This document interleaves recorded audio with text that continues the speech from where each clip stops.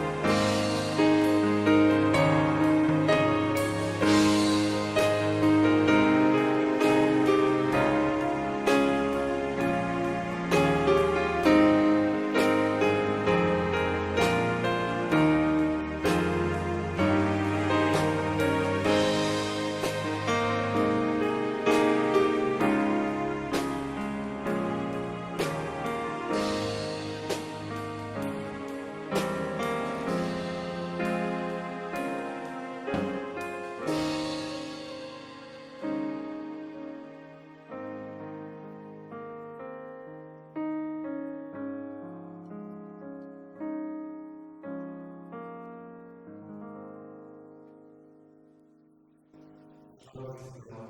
하나님 아버지 감사합니다. 오늘 소중한 주일에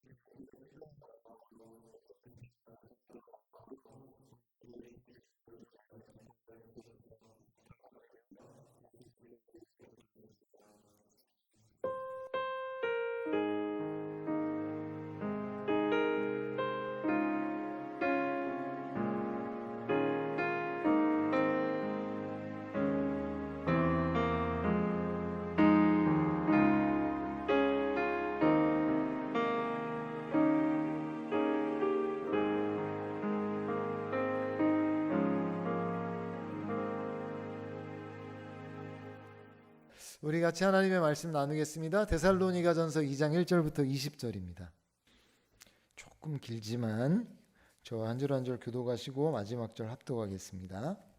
형제들아, 우리가 너희 가운데 들어간 것이 헛되지 않은 줄을 너희가 친히 아나니,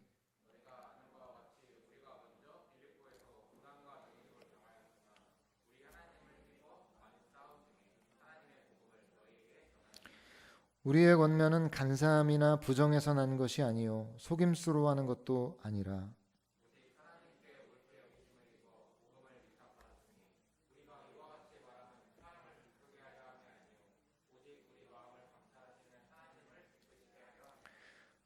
너희도 알거니와 우리가 아무 때에도 아첨하는 말이나 탐심의 탈을 쓰지 아니한 것을 하나님이 증언하시느니라.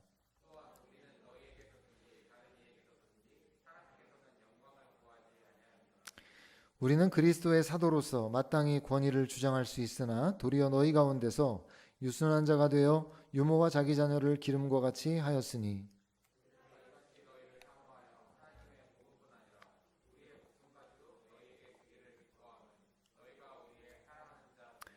형제들아, 우리의 수고와 애쓴 것을 너희가 기억하리니 너희 아무에게도 폐를 끼치지 아니하려고 밤낮으로 일하면서 너희에게 하나님의 복음을 전하였노라.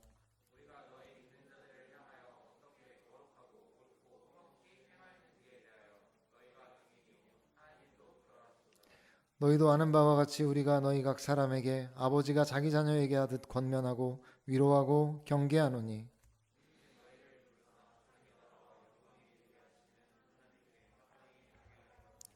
이러므로 우리가 하나님께 끊임없이 감사함은 너희가 우리에게 들은 바 하나님의 말씀을 받을 때 사람의 말로 받지 아니하고 하나님의 말씀으로 받음이니 진실로 그러하도다. 이 말씀이 또한 너희 믿는 자 가운데서 역사하느니라.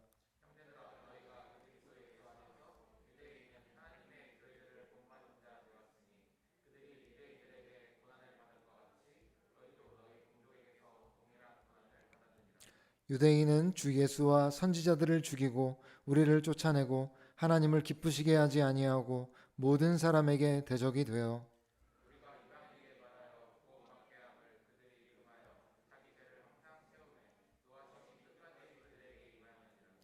형제들아, 우리가 잠시 너희를 떠난 것은 얼굴이요 마음은 아니니 너희 얼굴 보기를 열정으로 더욱 힘썼노라.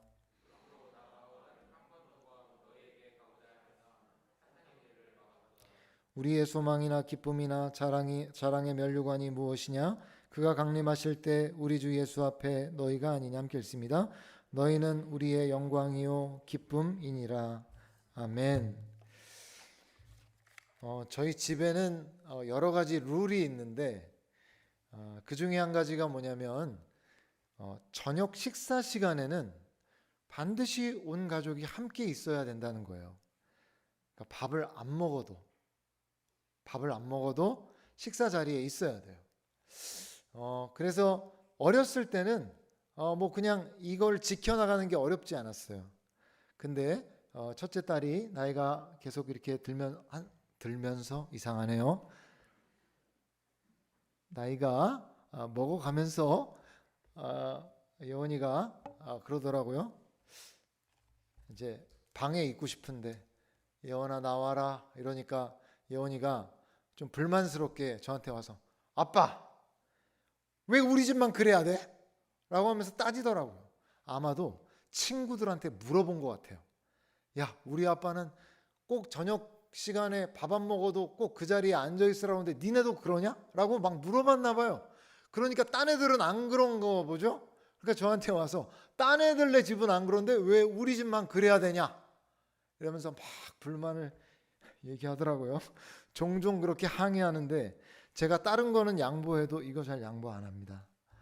몸이 아프거나 급하게 뭘 처리해야 될 일이 있거나 이런 경우 제외하고는 꼭 그렇게 하도록 해요. 여러분 제가 왜 그렇게 할까요? 가족됨을 누릴 수 있는 시간이 아침엔 다 바빠서 나가는 시간 다르고 이러다 보면 얼굴 제대로 못 보고 저녁에라도 서로 얼굴 보면서 대화를 나누면서 식사 교제하면서 가족됨을 좀 누려야 된다 이렇게 생각하기 때문에 그 시간은 꼭 그렇게 제가 하는 거예요. 시간이 흐를수록 이 사회 속에 개인주의가 심화되면서 혼자 사는 것이 편하다, 이렇게 생각하는 사람들이 많이 늘어나고 있는 것 같아 보여요. 혹시 여러분 어떠신지 모르겠습니다. 혼자 사는 게 편하다. 여러분 혹시 그러세요? 혼자 사는 게 편할지 몰라도 혼자 사는 삶이 행복한 삶은 아니죠. 그죠? 하나님께서 인간을 관계적 존재로 지으셨기 때문에 실상 인간은 관계 안에서 사랑받고 존중받으며 살아가기를 간절히 원하는 거예요. 여러분, 대중가요 가사에 보면 거기에 사람들의 마음의 갈망들이 나타나거든요. 이렇게 녹아져 있잖아요. 여러분, 대중가요 가사의 내용들이 대부분 뭐죠? 사랑 얘기잖아요. 사랑 얘기, 이별 얘기예요. 만약에 인간이 정말로 홀로 사는 것을 갈망하고 갈구하는 존재라고 그러면 대중가요 가사가 뭐여야 될까요? 뭐겠어요? 만약에 혼자 사는 걸 갈구한다, 그럼 뭐겠어요? 뭐 나는 홀로 영원히 살리, 혼자의 삶은 너무 행복해, 누가 잔소리를 해, 방을 치우라 그래, 뭘 하라 그래, 역시 혼자 사는 게 뭐 이런 게 뭐 가사여야 되지 않겠어요? 이게 말이 돼요? 이런 노래가 있어요? 여러분 다 무슨 노래죠? 내가 널 사랑했는데 넌 날 안 사랑하고, 뭐 나를 위한 이별이라는데 나는 안 헤어지고 싶은데도 왜 그러는 거야, 뭐 이런 내용이잖아요. 이게 그냥 다 가사예요. 자, 뭘 사람들이 원하는 거죠? 사랑 받기 원하고 관계 안에서 사랑을 나누기 원하는 거예요. 그걸 우리가 간절히 원하고 있죠. 그래서 실상 정말 인간이 마음 가운데 원하고 바라는 것은 관계 안에 행복을 누리며 살아가는 삶을 다 원하고 있다는 거예요. 여러분, 데살로니가 지역에서 바울이 하나님의 복음을 전하고 말씀을 가르친 그 기간이 학자들마다 그 얘기가 다른데, 짧으면 한 달 정도 있었다 이렇게 보고, 길면 한 6개월 있었다 이렇게 봐요. 여러분, 제가 한 평균 3개월이라고 할게요. 그러니까 데살로니가 지역에서 복음을 전하고 말씀을 가르친 기간이 3개월 정도 되는 거죠. 그 기간에 전도하고 교회를 세우고 이제 다른 지역으로 이제 이동을 한 거예요. 근데 바울이 데살로니가에서 사역을 다하고 다른 지역으로 옮겨갔을 때 바울의 뒤를 따라다니면서 바울의 사역을 방해하던 유대인들이 그 데살로니가 지역에 들어가서 이 바울과 데살로니가 교회 사이의 이 관계를 이간질시키려고 바울에 대한 안 좋은 소문들을 막 퍼뜨린 거죠. 데살로니가 교회 안에. 그래서 지금 우리가 읽었던 이 2장에 보면 그들이 퍼뜨렸던 그 소문이 뭐였는지에 대한 내용을 우리가 알 수 있어요. 그런 내용들이 나오죠. 여러분 3절을 한번 보세요. 거기 보면 뭐라고 나오죠? 우리의 권면은 간사함이나 부정에서 난 것이 아니요 속임수로 하는 것도 아니라. 자, 대적들이 뭐라고 말한 거예요?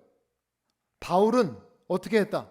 간사함으로 부정해서 너희를 속이려고 이렇게 말했다. 그렇게 소문을 낸 거예요. 5절 한번 보시겠어요? 아첨하는 말이나 탐심의 탈을 쓰지 않았다.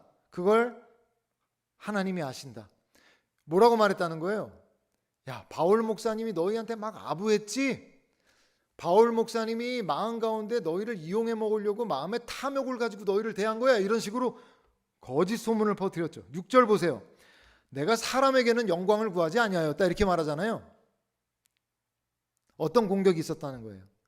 너희를 통해 바울이 영광을 받으려고 그랬던 거야 이렇게 말했죠. 7절 마땅히 권위도 주장하지 않았다. 9절 패를 끼치지 않았다. 이게 바울의 대적자들이 바울에 대해서 막 퍼뜨렸던 소문들이었어요. 자, 그럼 여러분 한번 생각해 보세요. 바울이 고작 몇 개월 있었다고요? 데살로니가 교회에? 평균 3개월이라고 보자고요. 우리가 대략. 자, 3개월 정도 그들과 함께 있으면서 복음을 전하고 하나님의 말씀을 가르쳤는데 그 유대인 대적자들이 와가지고 그렇게 이간질을 시켰다면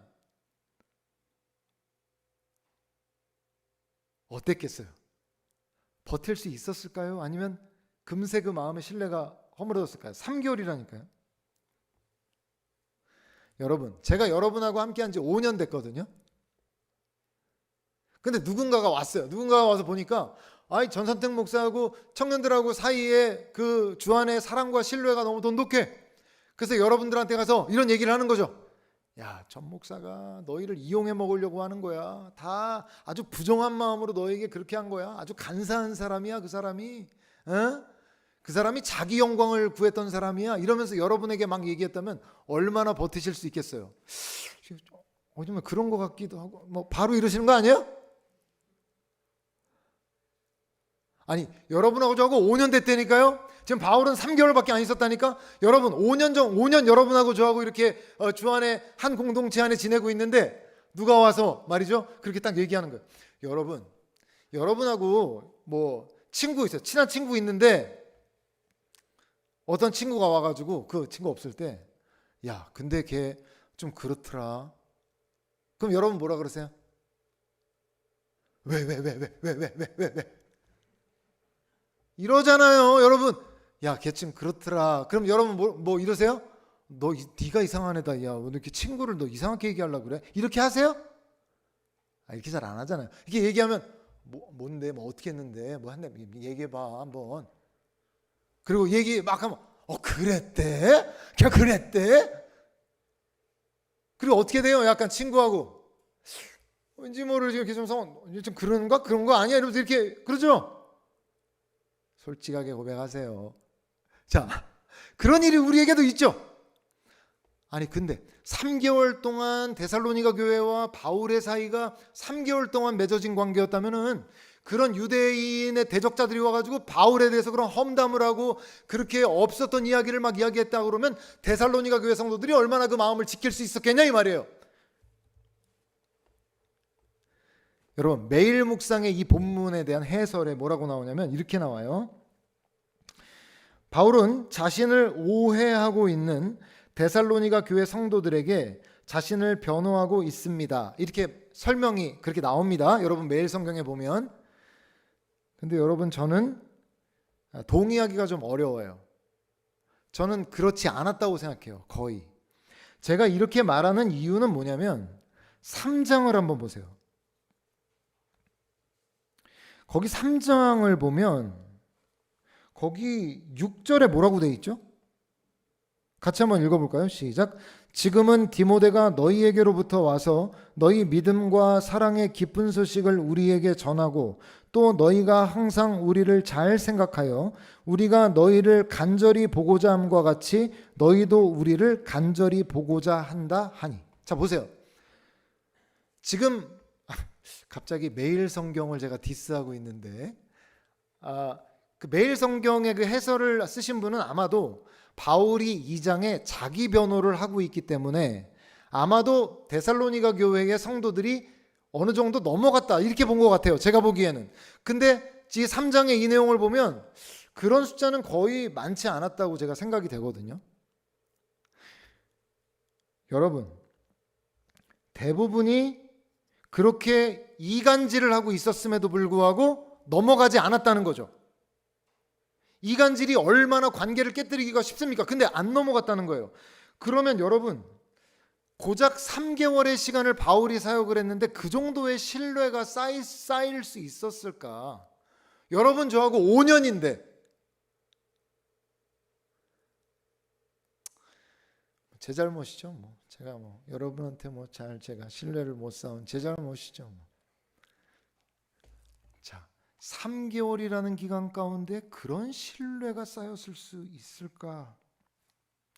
여러분, 제가 종종 대만 일심교회 얘기를 여러 번 말씀드렸는데 제가 그 대만 일심교회 갔었던 때가 벌써 7년 전이거든요. 근데 제 책상에 그분들의 그 모임 사진이 끼워져 있어요. 제가 7년 전에 고작 일주일을 대만의 일심교회를 다녀왔는데 그분들에 대한 그리움이 아직도 제 안에 있어요. 보고 싶어요. 7년 지났는데 고작 일주일 그분들과 함께 있었는데 페이스북에 보면은 그 교회를 방문했던 교회들이 그 교회의 그 이제 성도들이 I miss you, 되게 그립습니다, 보고 싶습니다 이런 댓글들을 이렇게 써놓은 걸 볼 수 있는데 저도 제가 그 교회를 왜 그렇게 보고 싶어하고 그리워하고 있는가 생각해 보면 일주일밖에 안 된 시간이었지만 제가 지난번에도 말씀드렸지만 저에 대해서 그분들이 가족으로 저를 받아줬어요. 제가 거기에 갔는데 저를 옛날부터 알던 사람처럼 저를 대해줬어요. 그리고 그 대만 일심교회 선교사님이 저를 제 느낌을 그대로 말씀드릴게요. 꼭 제가 선교사님 아들 같았어요. 얼마나 따뜻했는지 몰라요. 제가 저를 그렇게 대해주신 목사님들 그렇게까지 저를 따뜻하게 일주일 만났는데 저를 그렇게 대해주셨어요. 제가 그 일주일간의 시간을 떠나고 보냈는데 너무 오고 싶지 않았어요. 그 대만 일신교회에서 한국으로 돌아오고 싶지 않았어요. 그때도 이미 제가 결혼해서 아이도 있었습니다. 교회 사역도 하고 있었고 돌아오고 싶지 않았어요. 왜 그랬을까요? 나를 가족처럼 그렇게 따뜻하게 맞아줬기 때문이에요. 제가 있었던 교회들에서 성도님들이나 뭐 장로님들도 그렇고 권사님들, 뭐 안수 집사님들이 때로 그런 질문을 할 때가 있거든요. 저한테 목사님, 우리 교회도 부흥을 좀 했으면 좋겠다는 거예요. 부흥하려면 어떻게 해야 됩니까? 이렇게 물어보거든요. 근데 그런 질문을 하실 때 보통 이 질문의 그 포커스는 수적 부흥이에요. 어떻게 하면 많아질 수 있을까요? 이런 거 물어보시거든요.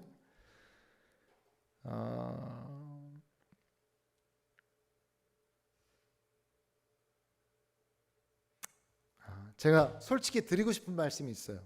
그런 질문을 제가 받으면. 제가 그런 질문을 받으면 보통 네, 그러면 참 좋겠네요 하고 넘어가요. 진짜 하고 싶은 얘기는 잘 안 합니다. 제가 진짜 하고 싶은 얘기를 해드릴까요? 장로님, 집사님, 제가 집사님께 어떤 존재입니까? 이렇게 물어보고 싶어요. 제가 여러분께 어떤 존재입니까? 제가 질문하고 싶어요. 제가 왜 이렇게 묻고 싶은 줄 아세요? 저는 여러 교회에서 사역해 왔지만 대부분 저를 고용인으로 생각했던 것 같아 보여요. 그게 제 느낌이에요. 고용한 목사가 사역을 잘해주기를 기대해요. 그래서 교회 분위기도 좋게 만들어주고 많이 나오고 잘하면 더 좋은 대우도 해주고 그렇게 생각하는 것 같아 보였어요. 이건 제 느낌이에요. 교회 부흥이 안 되는 이유가 너무 죄송하지만 거기에 있어요. 제가 무슨 말 하는지 아시겠어요? 저를 목사의 직임을 가진 사람으로 고용했다고 여긴 사람들은 많았지만 저를 가족으로 받아들여 준 사람들은 많지는 않았어요. 부흥을 원하신다고요? 혹시 여러분 부흥을 원하세요? 부흥은 프로그램이 아니에요. 부흥은 어떤 수단을 통해 이루어지는 게 아니에요. 뭘 어떻게 바꾸면 이루어지는 게 아니에요. 바꿀 건 하나예요. 그게 뭘까요? 그 질문을 하신 분이 저를 고용된 목사, 때로 나를 위해서 기도해 줄 목사가 아니라 저를 가족으로 여기면 부흥이 시작된다고 전 믿습니다. 여러분 한번 잘 생각해 보세요. 여러분과 같이 신앙생활하는 분들을 어떻게 여기세요? 같이 신앙생활하는 어떤 집사, 어떤 안수집사, 어떤 장로님, 사랑하는 여러분, 이렇게 여기면 교회 부흥은 너무 수가 많아진다 해도 그건 그렇게 의미가 없어요. 제가 여러분을 늘 가족으로 여기기를 원해요. 왜냐하면 제가 그걸 잘 알기 때문에 그래요. 근데 여러분, 제가 여러분을 가족으로 여겨도 사실은 정도껏 제가 선을 지키려고 되게 고민 많이 합니다. 왜냐하면 아니 목사님이 가족으로 완전히 그럼 여겨야 되는 거 아니에요? 상대방이 부담스러워할 수도 있어요. 무슨 얘기인지 아시겠죠? 제가 여러분을 완전히 가족 삼고 내 마음은 그래도 적절히 표현해요. 무슨 얘기인지 아시겠어요? 그게 그렇게 안 된단 말이에요.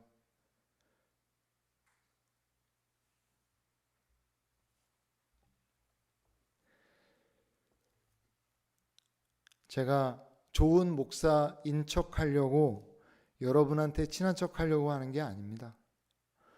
여러분을 진심으로 저는 가족 삼기를 늘 원하는 거예요. 이미 그리스도 안에서 우리가 가족이 된 것이에요.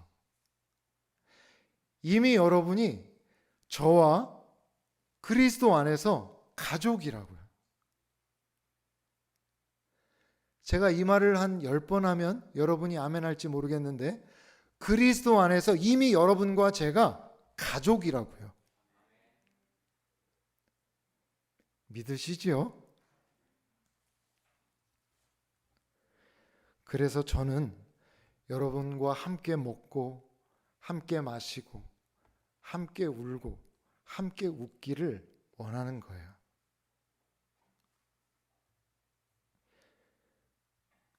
바울이 지금 이 데살로니가서에서 데살로니가 교회 성도들을 자신의 선교의 결과물이라 이렇게 여기지 않고 있어요. 제가 수적 부흥 얘기할 때마다 마음이 너무 아픈 이유가 무엇인지 아세요? 수적 부흥으로 드러나야 그게 증거지. 이렇게 얘기하면 제 마음이 막 무너져요. 왠지 아세요?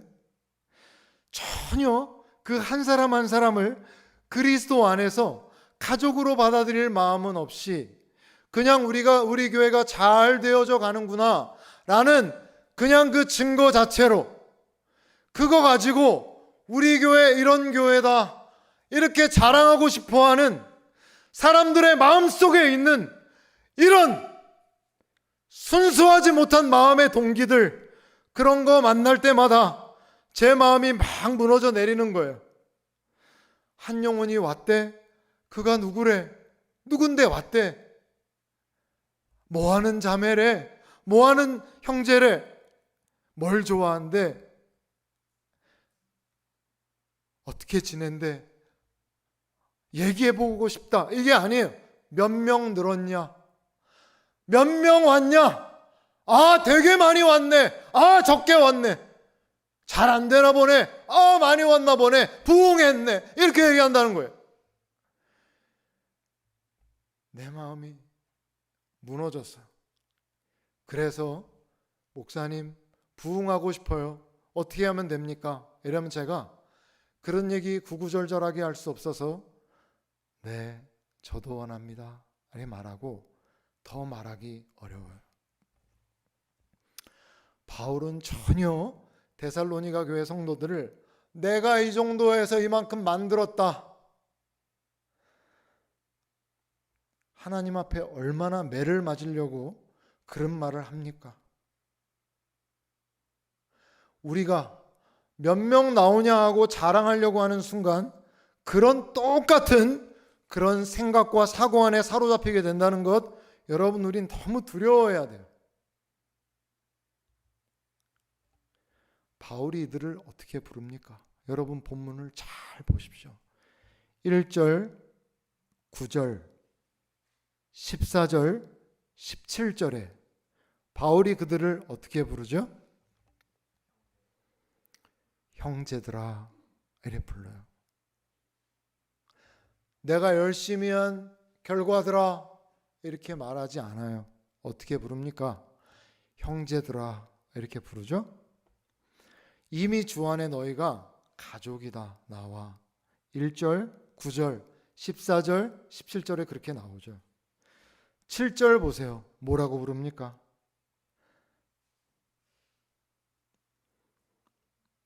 유모가 자기 자녀를 기름과 같이 하였다. 여러분 NIV에 뭐라고 나오죠? A mother. A mother. 사도 바울이 데살로니가 교회 성도들을 어떻게 대했다는 거예요? 때로는 유순한 어머니처럼 성도들을 그렇게 대하였다는 거예요.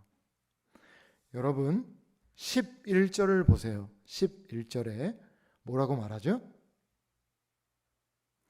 너희도 아는 바와 같이 우리가 너희 각 사람에게 어떻게 대했대요? 아버지가 자기 자녀에게 하듯 권면하고 위로하고 경계했다. 바울이 그들에게 어떤 역할을 했다는 거예요? 아버지였다는 거예요. 아버지. 3개월이요? 시간이 중요한 게 아닙니다. 얼마를 있었느냐, 이게 중요한 게 아니에요.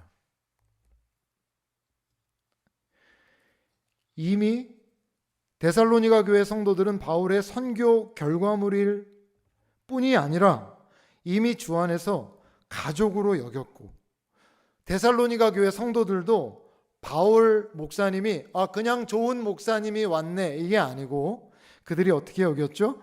바울 목사님은 우리 아버지, 영적 아버지, 영적 어머니, 우리의 살붙이, 피붙이, 내 가족이 여겼던 거예요. 그래서 바울은 영적 아버지로 성도들에게 권면하고 위로하고 경계하였다 이래 말해요. 여러분 제가 여러 번 얘기하지만 공동체에서 책망을 할 수가 없다. 제가 이렇게 얘기하죠. 저한테 책망 들어보신 분 손 한번 높이 들어보세요. 제가 혹시라도 언제 책망한 적 있다?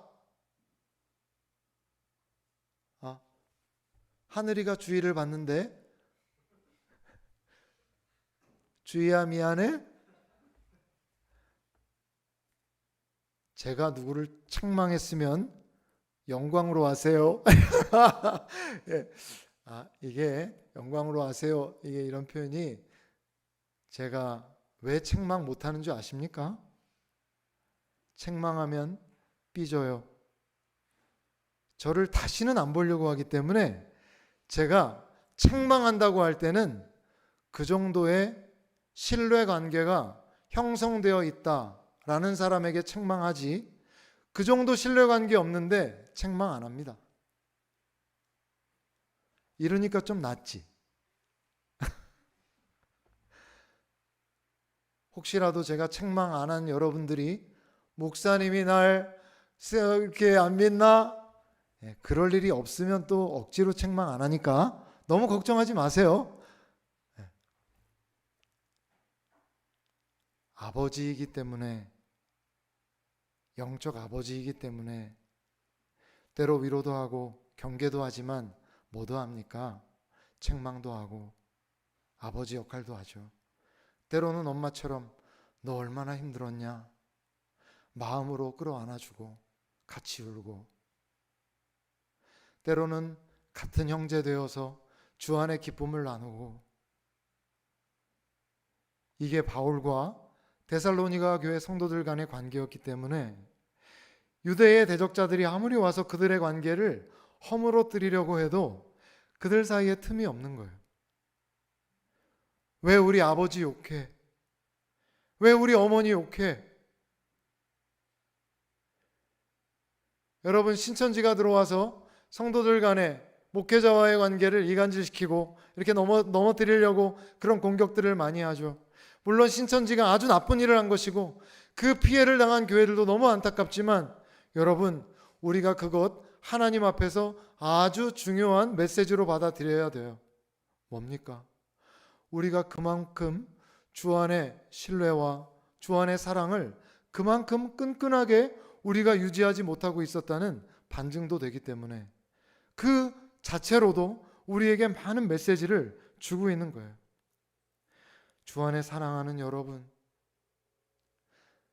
이 세상은 날이 갈수록 개인주의와 이기주의로 점점 빠져가고 사랑이 식어지고 있는 이 세상 가운데 우리가 친정 그리스도 안에서 내 생명처럼 귀히 여기고, 바울이 뭐라고 말합니까, 여러분? 여러분, 바울이 내가 너희를 어떻게 사랑했다 말합니까? 여러분, 8절 한번 읽어보시겠어요? 시작. 우리가 이같이 너희를 사모하여 하나님의 복음뿐 아니라 우리의 목숨까지도 너희에게 주기를 기뻐함은 너희가 우리의 사랑하는 자 됨이라. 아멘. 여러분, 복음을 전해 주었을 뿐만 아니라 내 목숨까지도 너희에게 주기를 나는 하나도 아까워하지 않는다는 거예요. 여러분, 만일 바울이 데살로니가 교회에 복음을 전하다가 혹시라도 성도들 다 해야겠다, 바울이 나를 죽이고 이들을 살릴 수만 있다면 날 죽여달라, 아마 이렇게 바울이 말했을 거예요. 그래서 1절과 2절에 그 말을 하죠. 우리가 이미 너희에게 오기 전에 빌립보에, 사도행전 16장에 보면 데살로니가 들어가기 전에 빌립보라는 지역에 전도를 해요. 근데 거기에서 말도 못하게 매를 맞아요. 심각한 위협을 당하고 고문을 당하고 옥에 갇혀요. 기약도 없이 옥에 갇히는데 그때 옥문이 열리는 기적이 나타나거든요. 만약 대적자들이, 유대 대적자들이 그렇게 우리에 대해서 헛소문을 퍼뜨리듯 만일 우리가 너희를 이용해 먹으려고 했다면 우리가 정말 목숨을 잃을 만큼의 그런 위협을 당하고 너희를 고작 이용해 먹고자 너희에게 들어갔겠느냐? 우리가 빌립보에서 이미 죽을 뻔했다. 우린 이미 그렇게 고난을 당했다. 그럼에도 불구하고 너희에게 들어간 것은 하나님께서 우리의 마음 가운데 너희를 향한 복음을 전해야 된다라는 우리의 마음 가운데 열정 주었기 때문에, 그 사랑으로 우리가 채워졌기 때문에 그래서 너희에게 전한 것이다. 심지어 우리 목숨이 너희에게 전하다가 내 목숨이 결국 끝날지라도 나는 너희를 위해서 내 생명까지 주기를 아까워하지 않았다. 여러분, 제가 아까 일심교회 말씀드렸죠. 그 짧은 시간 안에 저를 아들처럼 여겨주는 게 너무 따뜻했어요.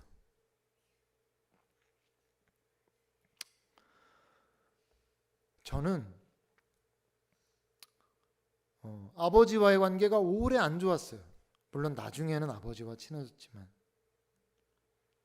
아버지와 관계가 어려서부터 오랫동안 안 좋았기 때문에 아버지의 역할을 해주는 그런 위치에 계신 분들이 아버지의 사랑을 그렇게 느끼게 저 깜짝 놀랐어요. 내가 아버지의 사랑, 아버지로부터의 사랑, 이런 것 되게 뭔가 마음 가운데 내가 바라는 마음이 있었구나, 그런 마음이 있더라고요. 일주일 동안 그 사랑 받고 얼마나 따뜻하고 얼마나 좋았나 몰라요. 지금도 너무 그리워요. 사랑하는 여러분, 바울의 그 사랑받은 데살로니가 교회 누가 흔들 수 있습니까? 여러분, 우리가 그 사랑으로 서로를 사랑하면 이 세상은 날이 갈수록 이렇게 사랑이 식어져 가는데, 여러분, 우리 어린아이처럼 더 이상 그러면 안 돼요. 나 사랑 안 해줘요, 이 사람이 나 관심 안 가져줘요, 이런 걸로 좀 삐지지 마세요. 우리가 어떻게 해야 됩니까? 우리가 누군가를 그렇게 사랑할 수 있으면 그 사람이 복이 된 겁니다. 무슨 얘기인지 아시겠어요? 예전에는 제가 사랑을 많이 받으면 제가 복 있는 사람인 줄 알았어요. 근데 사역을 하다 보니까 내가 누군가를 내 생명을 다할 만큼 사랑하는 사람이 있다는 것 자체가 너무 내가 행복한 사람인 것 알겠더라고요. 여러분, 그런 사람이 있어요? 여러분 가족을 제외하고 내가 정말 내 주 안에 지체된 내 형제 자매를 위해서 내가 정말 목숨을 다할 만큼 그렇게 소중하다. 내가 저 영혼 위해서 내가 죽을 수도 있다. 여러분 그런 마음으로 서로 사랑하고 있습니까? 우리가 그런 사랑으로 사랑하면, 우리가 그 뜨거운 사랑으로 하나님께로부터 아무런 자격 없는 이 쇳덩어리인 우리가 그 하나님의 은혜와 자비로 채워진 것, 그거 감격해서 누구에게나 그 사랑으로 마음껏 사랑 베풀고 그 사랑이 우리 공동체 가운데 가득하면 누구라도 이 안에 들어와서 안 나갑니다. 나갈 리가 없죠. 세상에서 그런 사랑을 만나본 적 없는데, 내 여기 딱 들어왔는데 나 그렇게 사랑해주고 나 그렇게 소중히 여겨주고, 누가 나갑니까? 교회 부흥을 어떻게 하느냐고요?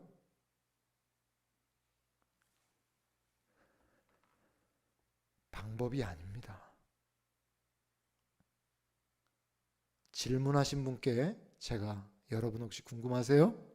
제가 답 알려드릴게요. 생명을 다해서 나와 함께하고 있는 지체를 생명을 다해서 사랑하면 부흥이 시작이 됩니다. 이거 10번 하면 여러분이 아멘 할까요? 여러분이 그 사랑으로 서로를 사랑하면 우리 교회 부흥됩니다.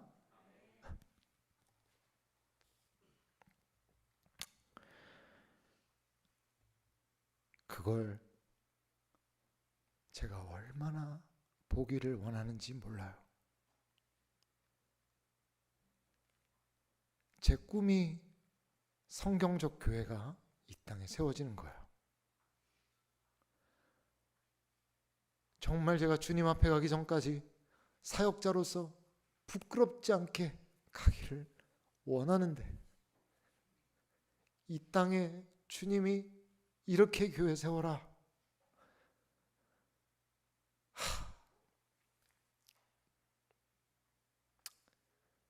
그런 교회 이 땅에 세우면 얼마나 좋을까? 매일 그런 열망에 사로잡혀 살아갑니다.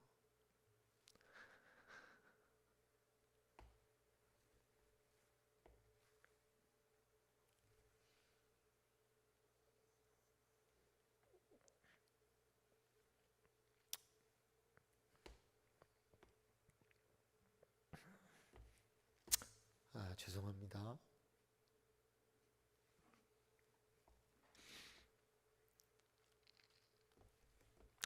17절을 잘 보면 그래서 뭐라고 되어 있죠? 형제들아, 우리가 잠시 너희를 떠난 것은 얼굴이요 마음은 아니니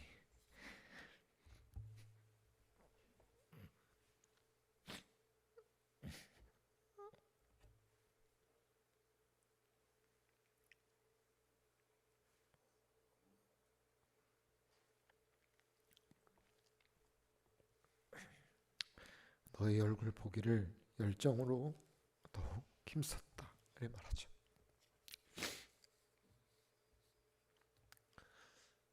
우리가 서로를 그렇게 보고 싶어하고 주 안에서 그렇게 뜨겁게 우리가 사랑할 때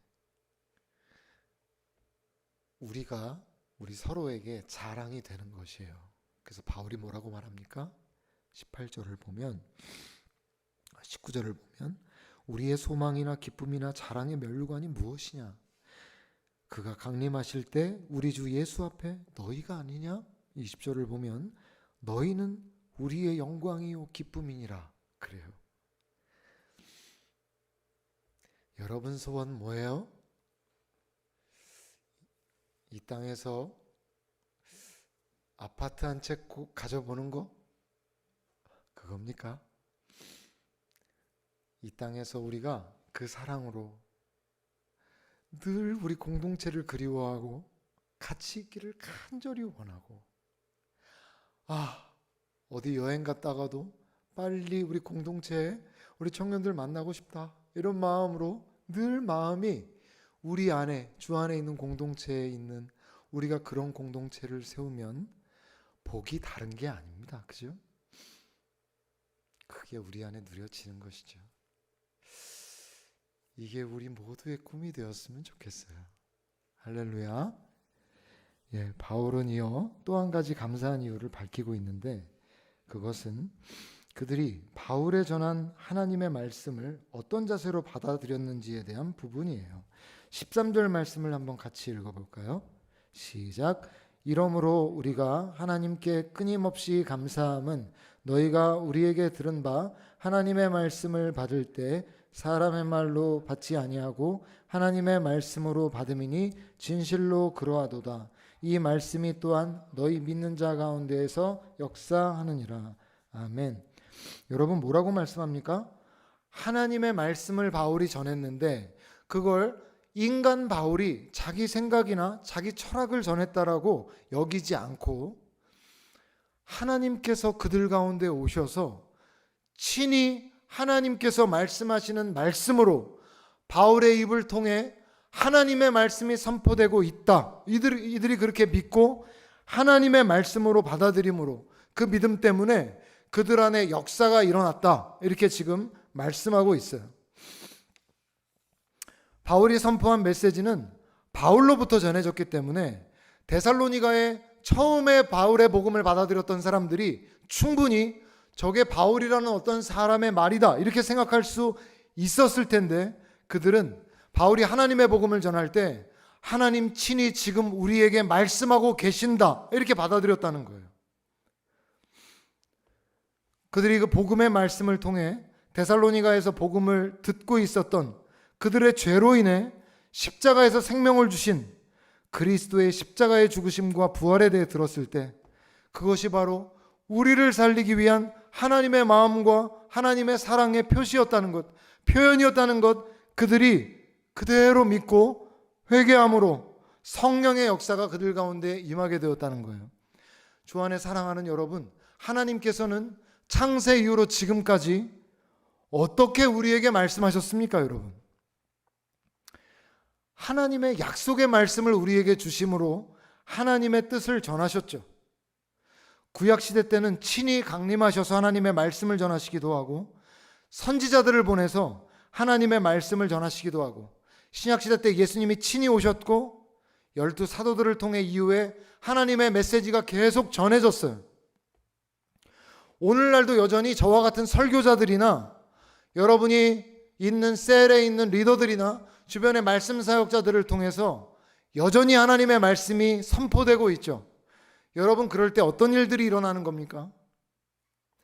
어떤 사람의 생각이나 사람의 뜻이 여러분에게 전달되는 게 아니라 하나님 친히 이곳에 거하셔서 하나님의 말씀을 아무것도 아닌 이 인간 종을 통해 이 자리에 있는 모든 하나님의 백성들에게 친히 말씀하고 계신다는 거예요. 이 사실을 믿을 때, 이 사실을 받아들일 때 그걸 믿는 자들 안에 하나님의 역사가 나타나고 있었다 이렇게 말씀하고 있는 거예요. 여러분이 하나님의 말씀을 하나님의 말씀으로 받아들일 때 기적은 상식이 되는 거예요. 하나님이시기 때문에 어떠한 일도 불가능한 일이 없는 거예요.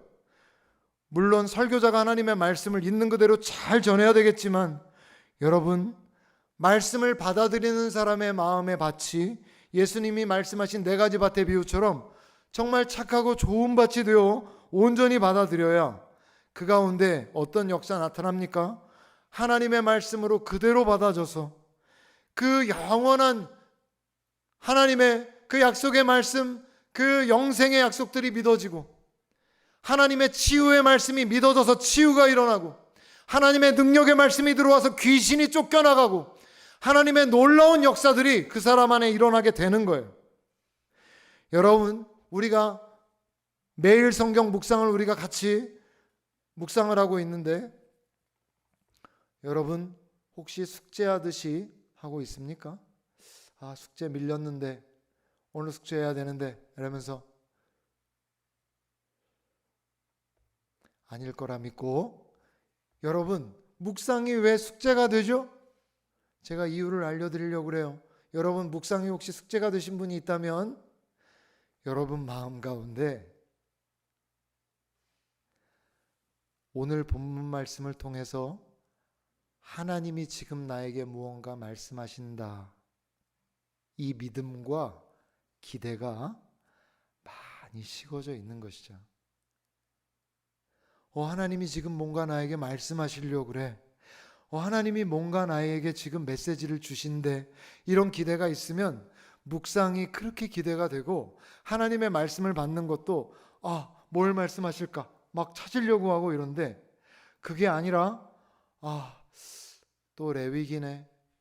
레위기는 계속 어렵던데 또 이해가 안 되는 거 아니야? 이건 또 뭐야? 여러분 이런 생각에 막 사로잡혀 있으면 하나님의 말씀이 여러분에게 들어올 수 없어요. 여러분 안에 막 기대가 있어야 돼. 그 믿음이 있어야 돼. 어린아이 같은 믿음이 있을 때 그 사람 안에 역사가 나타난다는 거예요. 여러분 오늘날 참 안타깝게 과거의 믿음의 선진들에 비해 오늘날 성도들에게 많이 부족한 게 이 순전한 믿음이에요. 말씀을 말씀 그대로 믿는 믿음이 우리 안에 너무 약해졌어요. 순수한 믿음으로 아멘 하고 딱 믿고 흔들리지 않는 믿음 오늘날 많이 찾아보기 어려워요. 치유 믿는다 하고 나을까? 이렇게 귀신이 쫓겨 나갈 거라 믿습니다. 아멘. 나갔을까? 바로 기도하자마자 염려하고. 여러분 우리 안에 역사를 일으키는 우리 안에 중요한 요소가 믿음이에요. 믿음이 굳건하게 있고 그 굳건한 믿음이 유지될 때 하나님의 역사가 반드시 임하게 되어 있는데 우리가 그걸 유지를 못하니까 하나님의 역사가 일어나기 전에 마치 구름이 막 피어나다가 싹 사라지는 것처럼 안개처럼 사라져 버리는 거죠. 여러분 윤석전 목사님의 제가 그 이야기를 들은 적이 있어요. 여러분 윤석전 목사님의 그 사례를 들어보신 적이 있는지 모르겠어요. 윤석전 목사님 부모님이 이 아버님은 철저히 그 유교의 가르침이죠. 그걸 따르는 분이셨고 어머니가 예수님에 대해서 듣고 전도를 받아서 예수님을 온전히 믿으시는 분이었는데 예전에는 제사를 그렇게 드렸죠. 제사를 안 드리는 집이 없었죠. 근데 이 어머니가 예수님을 딱 믿고 제사 드리는 거 우상 숭배다 이런 생각이 딱 드니까 그때부터 난 더 이상 이 우상에게 드리는 이 음식을 만들 수 없다.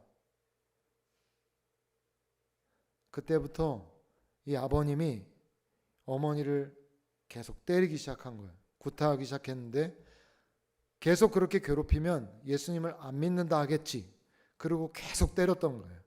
근데 그냥 어느 정도가 아니라 그 마을 사람들이 저러다가 저 엄마가 죽지 싶어서 마을 사람들이 그 순번을 짜가지고 계속 그 앞에 죽이지 못하도록 그렇게 순번을 짜가지고 계속 그 집을 지킬 만큼 그렇게 박해가 극심했던 거예요. 매일 폭력이 계속되고.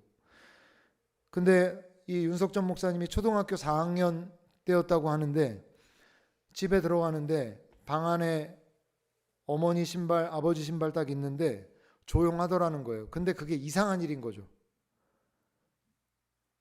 아버지가 막 소리 지르면서 어머니를 때리고 있는 게 그 집에 계속 일어났던 일인데 아무 소리도 안 나서 아버지는 무서우니까 몰래 그 옛날에 그 이렇게 침 묻혀갖고 창호지 이렇게 해서 구멍. 너무 옛날 얘기입니까? 저도 어렸을 때 이거 해봤는데 할머니한테 엄청 혼나고.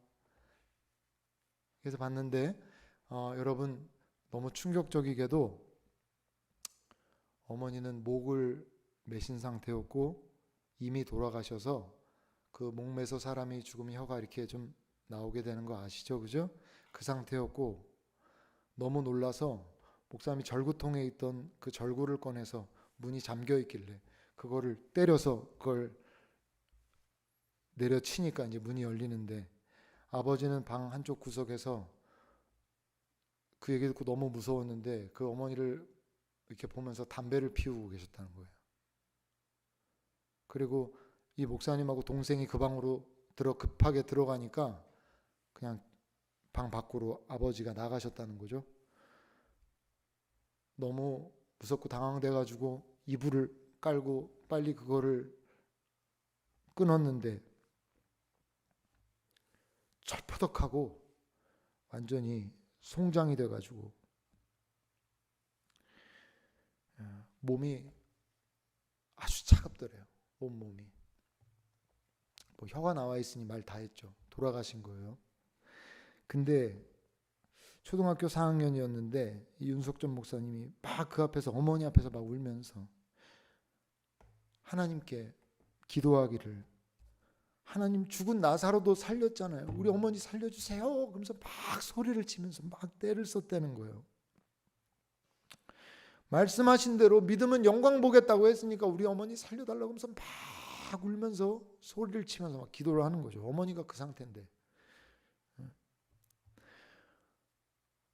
어머니만 때린 게 아니라 그 목사님도 때리고 동생도 때렸나 봐요. 아버지가 맨날 맞고 있었지만은 그나마 어머니가 있어서 우리가 버틸 수 있었는데, 어머니 이렇게 데려가면 어떡하냐고 그러면서 나 어머니 일어날 때까지 나 포기 안 하려니까 하나님 깨워달라고 하면서 막 울면서 눈물 콧물이 범벅이 되고 계속 살려내라고 그러면서 막 소리를 지르고 막 그러면서 기도를 계속 했는가 보죠.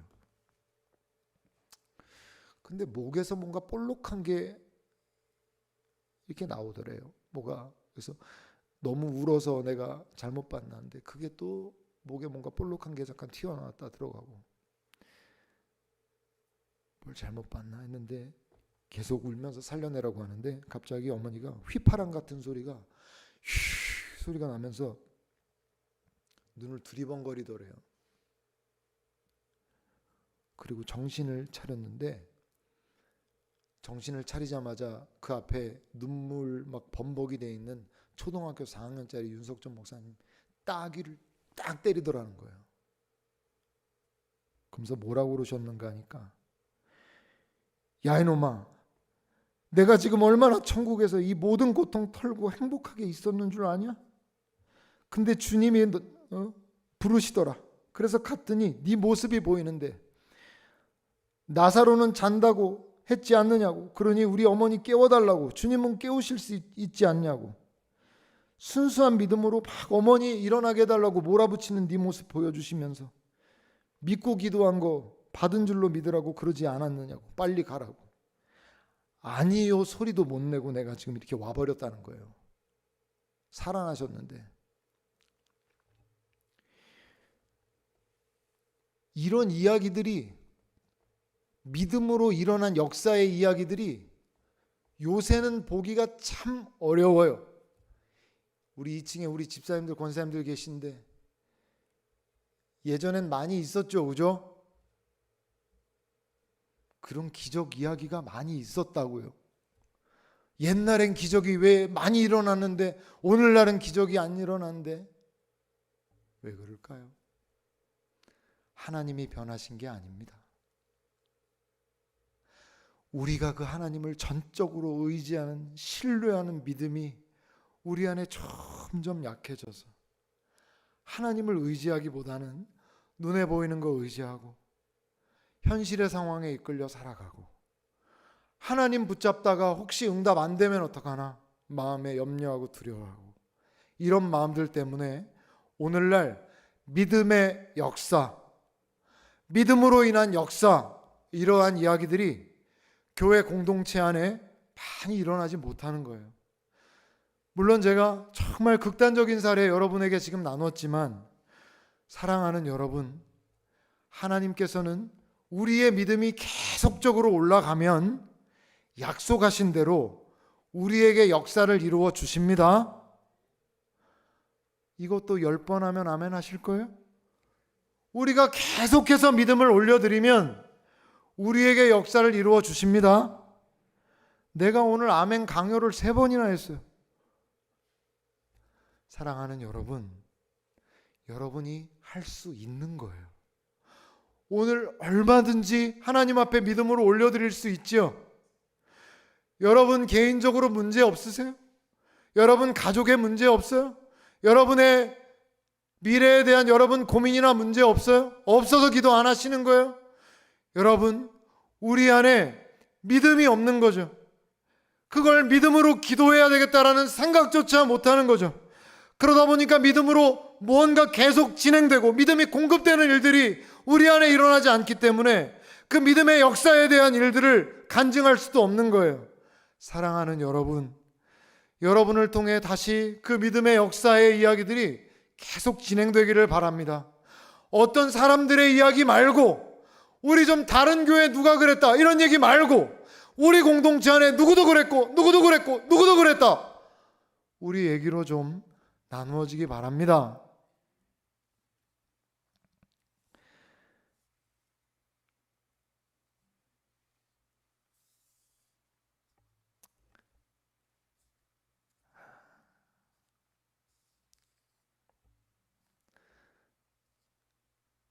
사랑하는 여러분,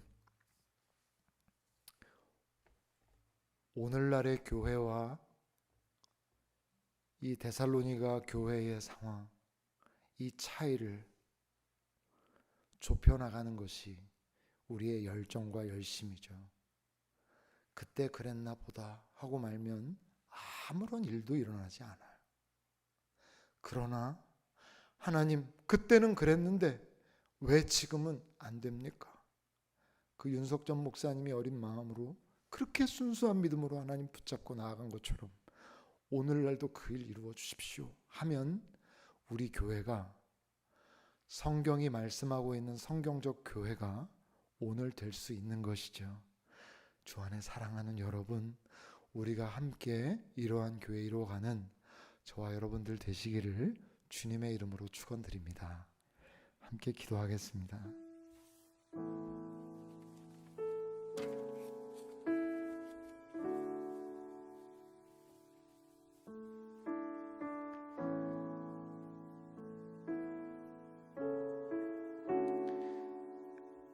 제가 꼭 듣고 싶은 칭찬이 아까도 말씀드렸지만, 아들아, 이 땅 가운데 내가 그토록 보고자 했던 교회를 네가, 너희 공동체가 함께 이루어냈구나.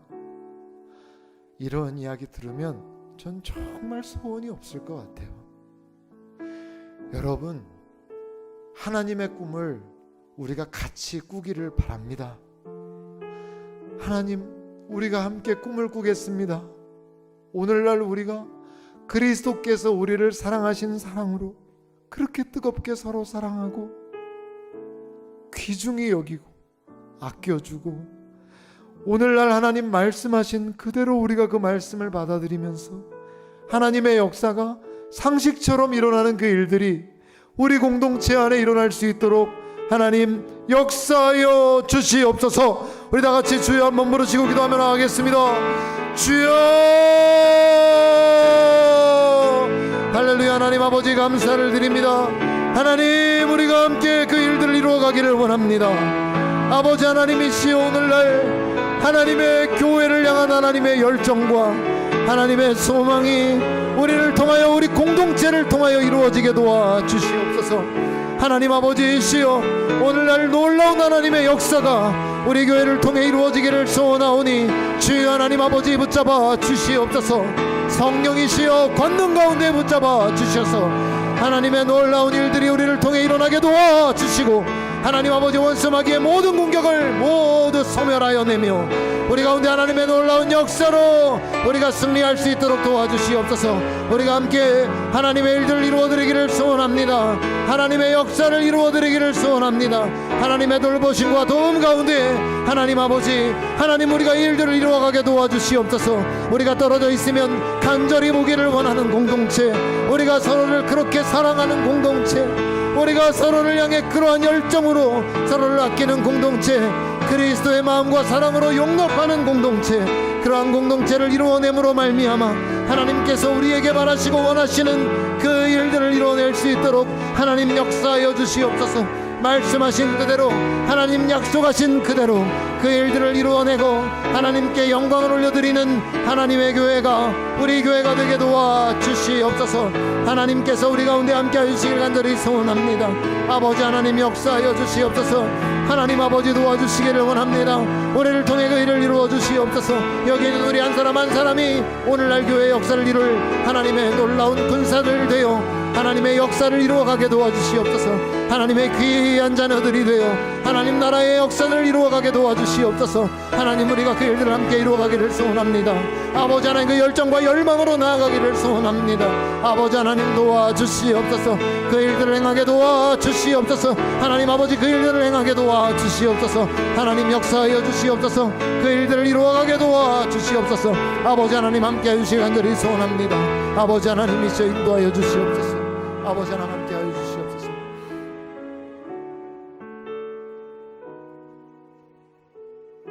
하나님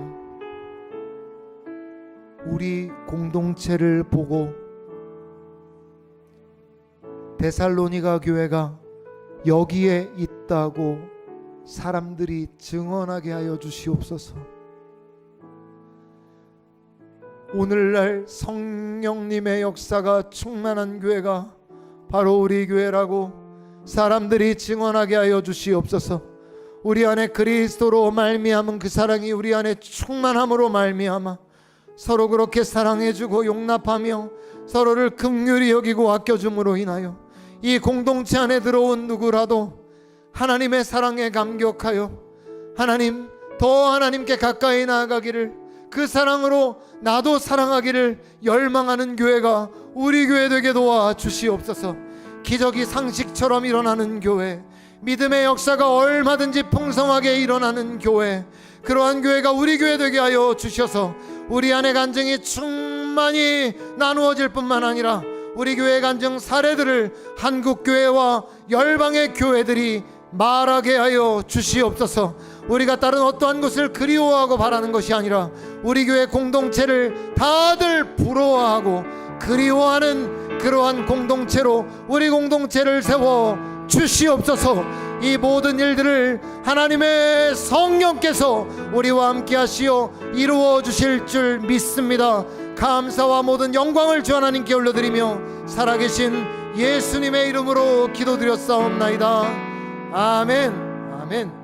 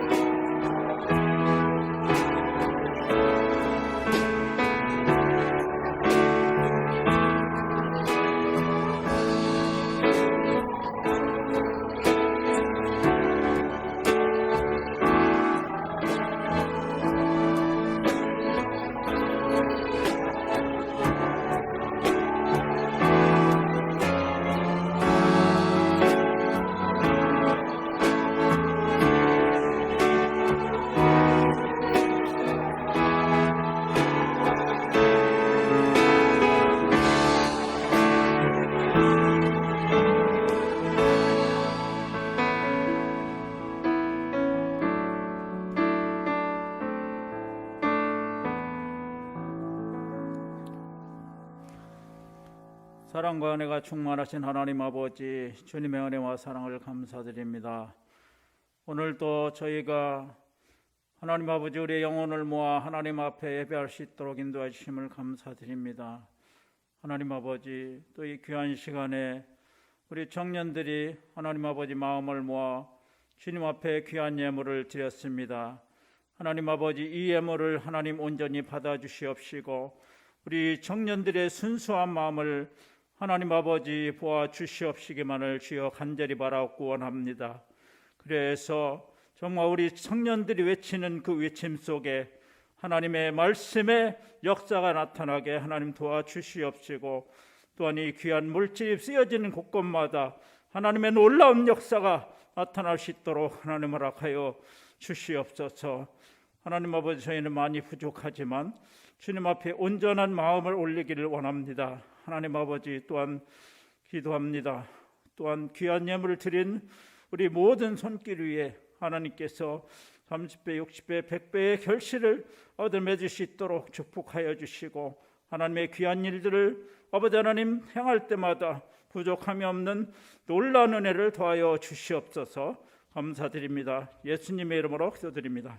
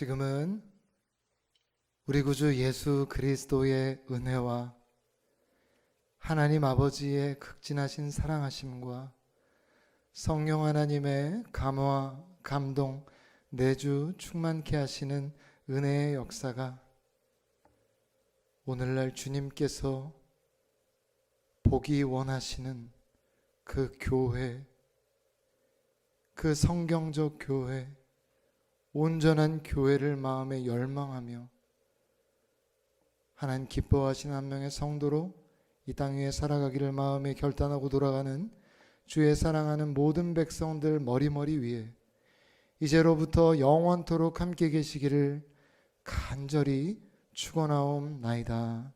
아멘.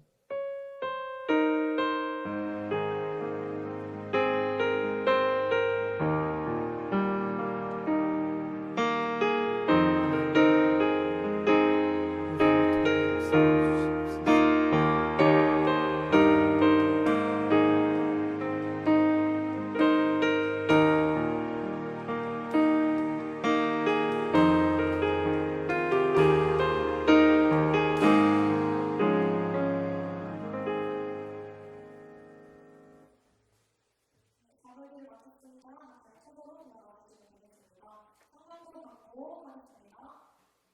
2022년 성경부터 정말 기도 예배하고 진행되고 있습니다. 그리고 중보기도 요청과 온라인 편지, 미니 간증 등 보내주시면 감사하고 예배 간증도 저희 이원에게 부탁하시면 오늘 해주신 것처럼 간증할 수 있는 시간들을 마련해 드릴 테니까 많이 참여해 주시면 감사하겠습니다. 다음은요. 다음 운동회 일정 안내입니다. 저희 다음 운동회를 준비하고 있는데 9월 24일 토요일에 할 예정이고요. 그래서 아직 한 달 정도의 시간이 남았으니까 일정 미리 비워주셔서 함께 같이 참여하는 곳 즐거운 시간 보낼 수 있도록 미리 일정을 비워주시면 감사하겠습니다. 그리고 이제 특징이 전체적으로 시즌4 같이 합니다. 그래서 돌아오는 주부터 화요일 오후 9시에 줌으로 할 예정이고요. 그래서 다 9시니까 다들 퇴근하시고 이렇게 참여해주시면 너무 감사하겠습니다.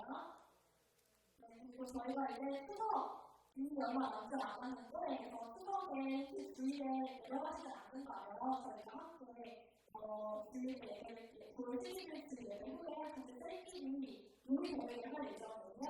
그래서 요리할 메뉴는 이 셀끼리 정의해 주시면 되겠고요. 그래서 자세한 내용은 후에 공지해드리도록 하겠습니다. 그리고 저희가 이제 기도자를 이렇게 미리 지정해줘서 이제는 이 명단에 맞게 기도해 주시면 될 것 같거든요. 그래서 9월 10월 기도자 참고해 주셔서 기도 준비해 주시면 감사하겠습니다.